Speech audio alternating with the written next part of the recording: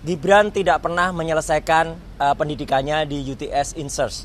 Karena sesuai dengan fakta yang sudah kita dengar dari Pak Iksan Katonde, yang insya Allah beberapa waktu lagi saya akan bertemu langsung dengan Pak Iksan Katonde di Sydney. Ya. Assalamualaikum warahmatullahi wabarakatuh. Pakar telematika Roy Suryo menyambangi Kementerian Pendidikan Dasar dan Menengah atau Kemendikbudristek pada hari Kamis 16 Oktober 2025. Kedatangannya untuk mendesak Kemendikbudristek mencabut surat keterangan kelulusan Wakil Presiden Gibran Raka Buming Raka. Roy Suryo juga membawa salinan SK yang menyatakan Gibran telah menyelesaikan pendidikan grade 12 di UTS Insert Sydney, Australia. SK itu diterbitkan pada 6 Agustus 2019. Untuk selengkapnya, teman-teman, mari kita simak video berikut. Kami pertanyakan jelas tadi ya, jelas banget yang tadi sampaikan Pak Dr. Ismon. Adalah surat keterangan nomor 9149-D.D1-KS 2019. Yang mana di sini dikatakan bahwa Gibran katanya telah menyelesaikan pendidikan grade 12 dan dalam tanda kutip ya di UTS Insert Sydney di Australia tahun 2006, yang bersangkutan dinilai memiliki pengetahuan setara tamat sekolah menengah kejuruan. Ini sangat janggal dan sangat tidak masuk akal. Pertama, Gibran tidak pernah menyelesaikan pendidikannya di UTS Insert. Karena sesuai dengan fakta yang sudah kita dengar dari Pak Iksan Katonde, yang insya Allah beberapa waktu lagi saya akan bertemu langsung dengan Pak Iksan Katonde di Sydney. Ya, gitu. Dia sudah mengatakan dia yang mengantar Gibran beberapa waktu yang lalu, dan Gibran mengaku kepada dia secara langsung, ya, secara jantan gitu ya kalau kata Pak Iksan, bahwa dia tidak harus untuk seluruh rakyat Indonesia, anak-anak yang mau menyetarakan ijazahnya, maka ini juga harus berlaku untuk Gibran. Kalau ada pengecualian hanya untuk Gibran, maka surat itu harus dicabut, begitu, ya. Pak, tambahkan Pak. Oke, jadi teman-teman sekalian juga media, alhamdulillah hari ini secara resmi ya, saya buktikan di suratnya secara resmi. Secara resmi surat kami kepada Profesor Dr. Abdul Mukti, Master of Education, itu sudah beliau adalah Menteri Pendidikan Dasar dan Menengah, itu sudah didisposisikan kepada Bapak Profesor Atip Latiful Hayat, Sarjana Hukum LLM PhD, yang hari ini akan menerima kita pada jam 3 sore di Kementerian Pendidikan Dasar dan Menengah. Alhamdulillah ya, kita bersurat dengan tertib, sesuai struktur dan rapi, dan beliau insya Allah akan menerima kita dengan struktur dan rapi. Jadi makanya di sini banyak yang membersamai. Terima kasih. Selain Pak Dr. Ismon, juga ada beberapa teman-teman yang lain, ada juga dari para YouTuber ya, dan juga dari media-media mainstream. Nah, yang ingin kami pertanyakan jelas tadi ya, jelas banget yang tadi sampaikan Pak Dr. Ismon, adalah surat keterangan nomor 9149-D.D1-KS 2019. Yang mana di sini dikatakan bahwa Gibran katanya telah menyelesaikan pendidikan grade 12 dan dalam tanda kutip ya di UTS Insert Sydney di Australia tahun 2006, yang bersangkutan dinilai memiliki pengetahuan setara tamat sekolah menengah kejuruan. Ini sangat janggal dan sangat tidak masuk akal. Pertama, Gibran tidak pernah menyelesaikan pendidikannya di UTS Insert. Karena sesuai dengan fakta yang sudah kita dengar dari Pak Iksan Katonde, yang insya Allah beberapa waktu lagi saya akan bertemu langsung dengan Pak Iksan Katonde di Sydney. Ya, gitu.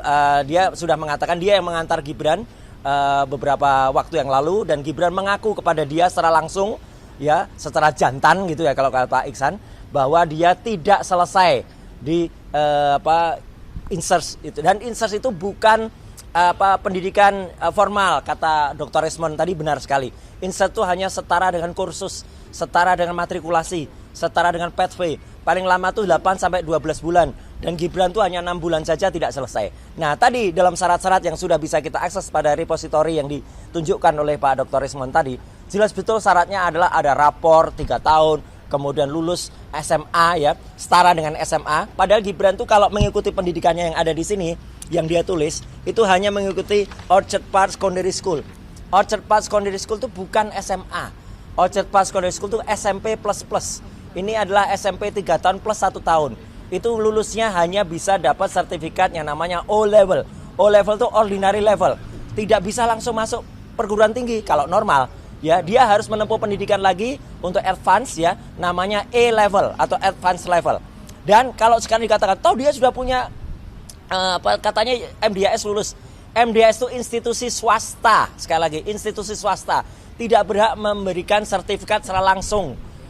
Yang berhak memberikan sertifikat atau ijazah langsung itu hanya 6 perguruan tinggi negeri di Singapura.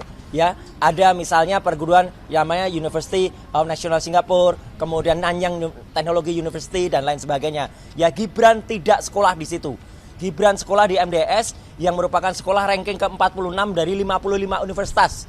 Bisa dibayangkan kan rankingnya, atau ranking 17.000 sekian dunia. Ya, jadi sama universitas di kita di dalam negeri di Papua saja kalah. Ya, universitas kita tuh rankingnya 11.000. Jadi hari ini, insya Allah kita mengikuti prosedur yang ada, mengikuti disposisi Pak Menteri Pendidikan Dasar dan Menengah. Kita ketemu nanti insya Allah dengan Pak Wakil Menteri, Pak Profesor Atip Latuh Hidayat, sesuai dengan jadwal yang kemarin ya. Kami dengar langsung berdua ini dari Pak Subhan ya, Muhammad Subhan, itu dari PPID sini, kita akan diterima langsung. Doakan saja semoga ini berhasil, dan kalau ada kata memang nanti memang tidak ada surat resmi ini, maaf itu ada mikrofon jatuh punyanya. Itu berarti apa? Berarti dia harus dicabut suratnya. Berarti dia harus tidak memenuhi syarat. Dengan demikian dia kehilangan syarat untuk bisa memposisi yang sekarang. Dan tidak boleh ada keputusan KPU yang sangat berpihak, yaitu keputusan nomor 19 tahun 2023 di pasal 18 ya ayat 3 yang mengatakan pasal yang tidak perlu mendapatkan SMA dikecualikan untuk calon presiden atau wakil presiden yang tidak memiliki ijazah SMA. Ini apa-apaan ini? Ada pengecualian yang sangat-sangat dibuat eksklusif atau dibuat hanya khusus untuk Gibran. Jadi sekali lagi kami atas nama rakyat semuanya itu datang menagih kesetaraan untuk semuanya. Saya kira itu ya, perlu mungkin ada tambahan. Oke. Ya.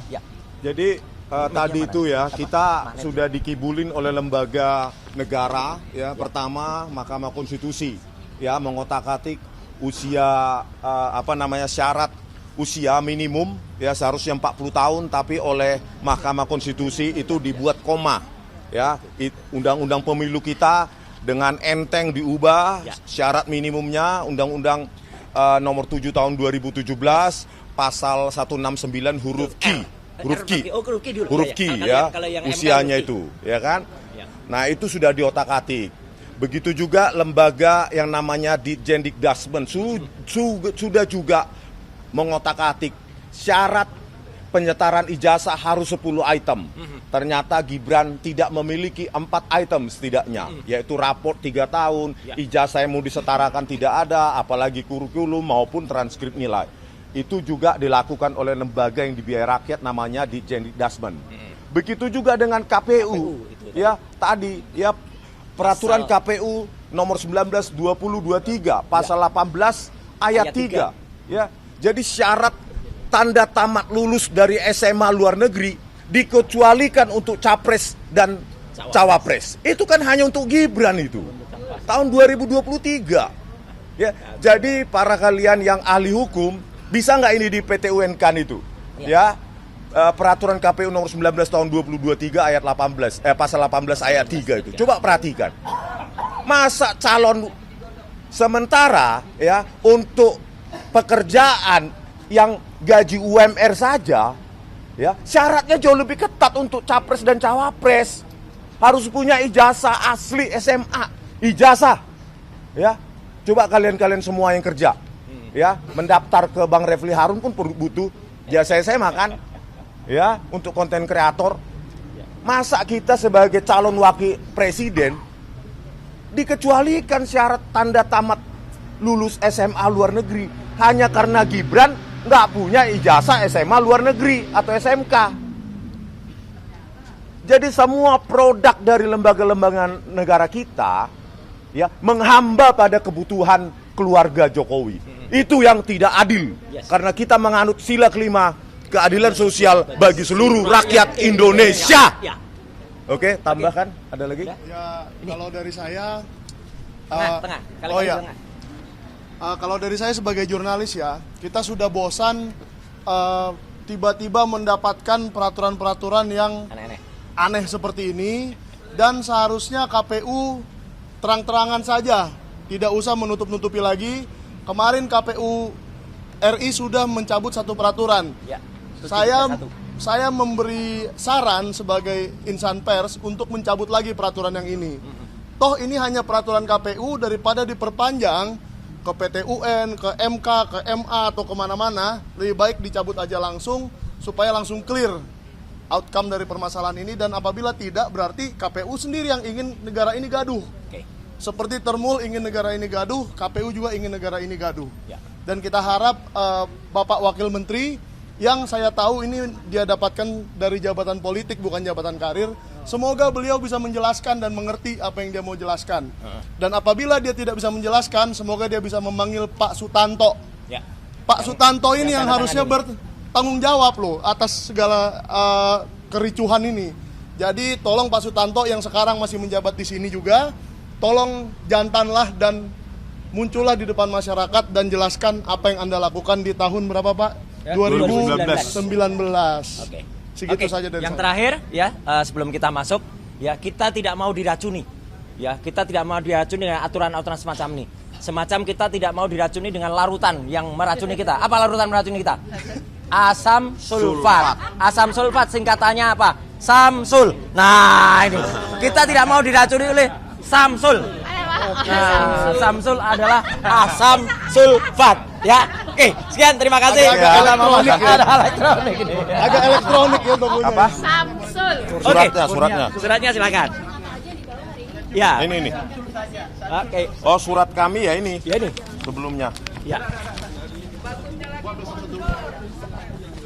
Ini surat kami 2 minggu yang lalu ya. Ini suratnya ya. Ini suratnya. Ini surat yang kita pertanyakan atau kita gugat ini. Ya. Apa? Waduh, udah buka Samsul, ya. Ya. Ini ada Ainus kan? Bu Kurnia. Ya mau mesti pertanyaan ke Bang Roni. Silakan. Dulu.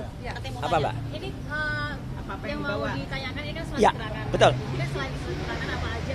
Ya, kita yang jelas ini aja. Surat keterangan ini menurut banyak pakar hukum juga ini tidak sah. Satu, ini harusnya berwujud surat keputusan, menimbang dan seterusnya, ini hanya surat keterangan. Dan kita mau tanya dasarnya surat keterangan. Karena jelas banget dalam aturan yang masih terpampang juga sekarang di websitenya kementerian ya, ada 10 syarat. Termasuk salah satunya adalah rapor, kemudian ada 3 kelas. Kami mendapatkan langsung dari 2 minggu yang lalu ketika ketemu Pak Eko Susanto, hanya 2 lembar rapor. Ya, 2 lembar rapor itu kelas 10 dan kelas 11. Kurang, harusnya ada kelas 12. Nah, kelas 12 itu mau dicari-cari, coba diakali dengan UTS. UTS tidak mungkin menerbitkan rapor kelas 12. Karena kelas 12 itu adalah kelas 3 SMA. Ini UTS Insert itu hanya pathway, hanya kursus. Jadi hanya matrikulasi. Ini panjangnya sebenarnya maksimal 12 bulan, minimal 9 bulan. Gibran itu hanya 6 bulan. Fakta itu sudah, Gibran itu hanya bulan dan tidak lulus. Jadi makanya akan kami pertanyakan, kami mendesak surat ini dicabut. Kalau surat ini dicabut, berarti syarat Gibran untuk menduduki posisi selaku wakil presiden sekarang gugur. Berarti dia dimakzulkan, wajib dimakzulkan. Itu, Haris. Oke?